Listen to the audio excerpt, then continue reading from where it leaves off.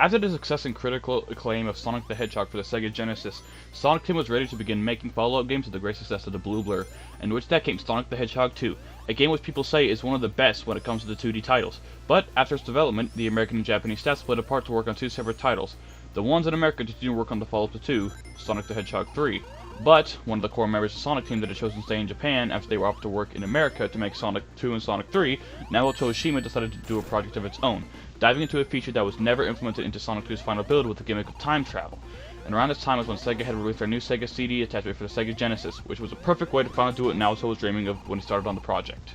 And with the small amount of Sega staff with Naoto in Japan, they all got to work on the next big title for the newest addition to the Sega Genesis, which, after months of development, we got SonicCD.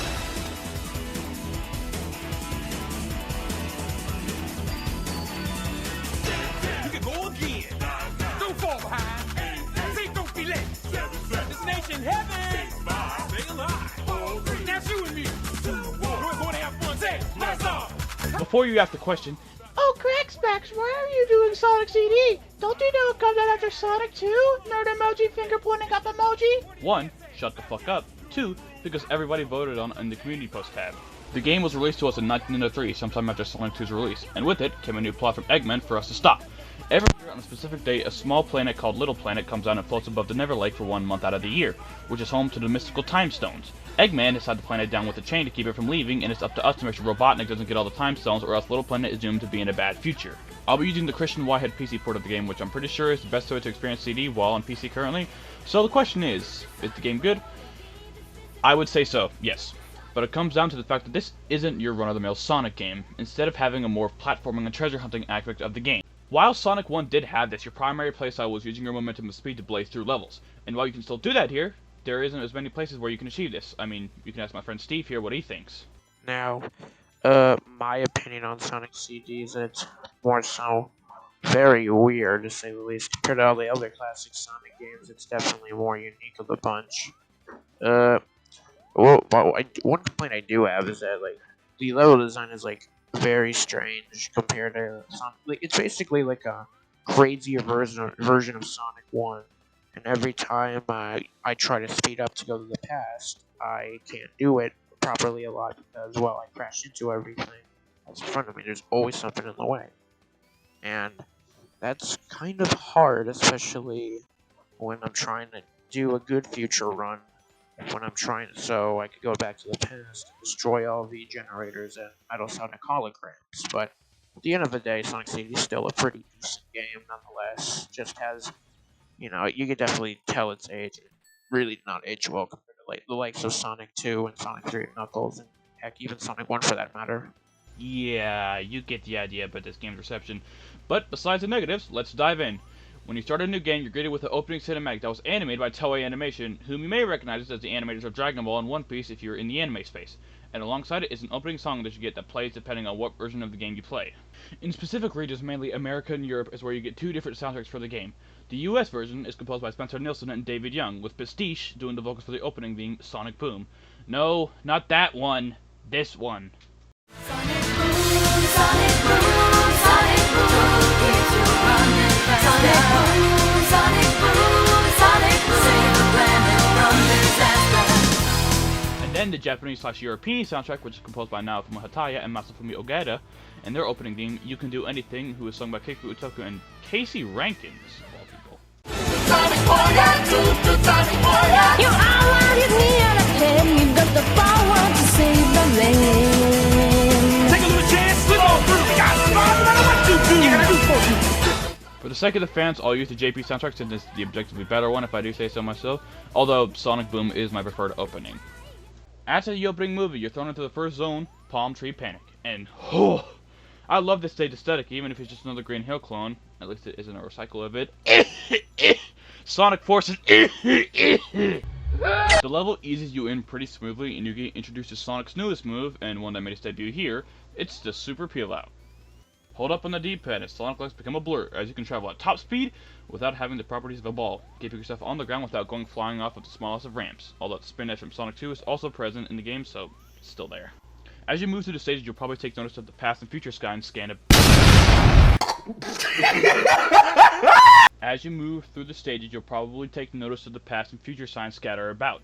When passing by one, if you get to and maintain your top speed for a few moments, you'll travel through time to the past, bad future, or good future variant of the level. And since there are 7 total zones with 4 variants, so technically that's a total of 28 stages pressed into SegaCD, which, in and of itself, is impressive considering the hardware they were using, but it wouldn't surprise me if the SegaCD blew a gasket a few times when running the game.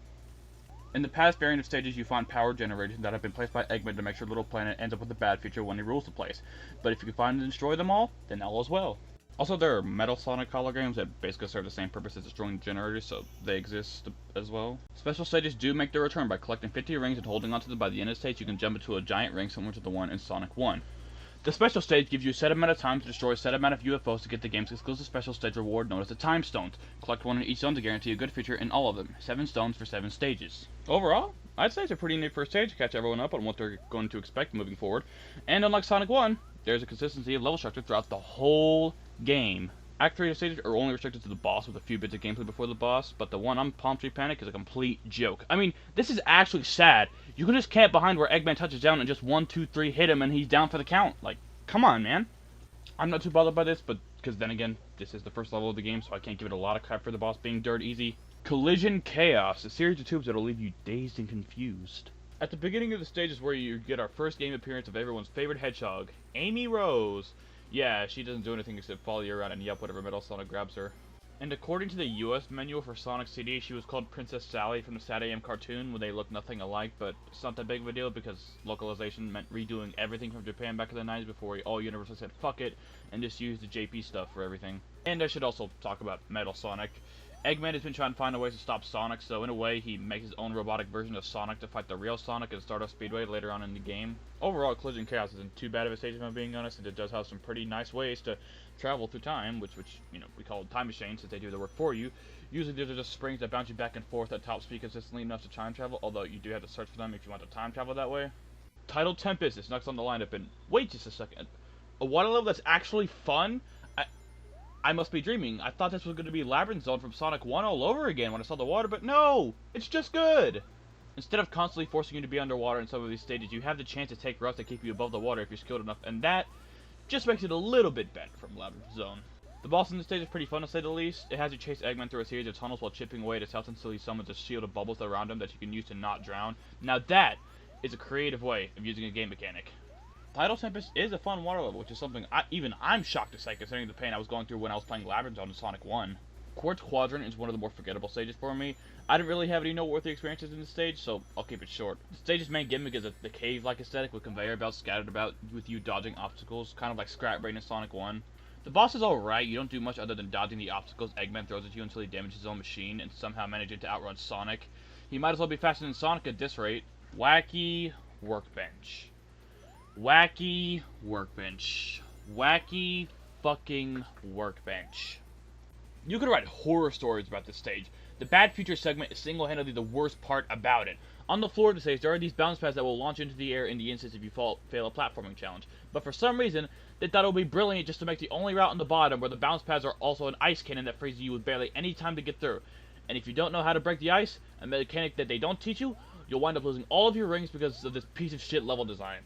This isn't the Labyrinth Zone level crash out since it isn't as bad, but you still get the idea. I hate this fucking stage. Now this is where it gets fun. Stardust Speedway, the only stage that Sega and Sonic team seem to remember from CD. The level design is sort of like Collision Chaos with its tubes, but as the name suggests, it's a speedway, so you have plenty of open spaces to run around, and personally, I'm a big fan of that. It's also the same stage where that one song comes from, aka the universal name for Metal Sonic. This song is just a bop. When I get into the Bad Future, I just set my controller and listen to the music for a while.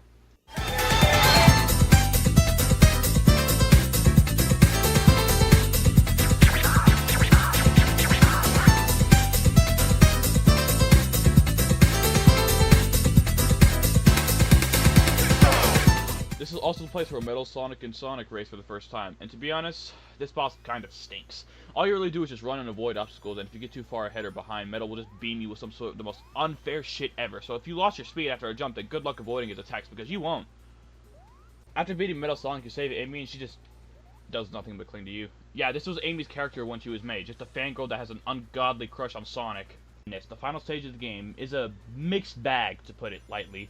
It has some pretty tight platforming sections and these annoying-ass rotating platforms in Act 1, so that's a plus. The final boss of CD is nothing burger, to say the least. It didn't leave a memorable experience in my mouth, to be fair. Once you beat the game, you get the ending cutscene of Sonic saving Amy from metallic madness as it collapses, and once you get down, Sonic looks up to Little Planet as it restored to its former glory.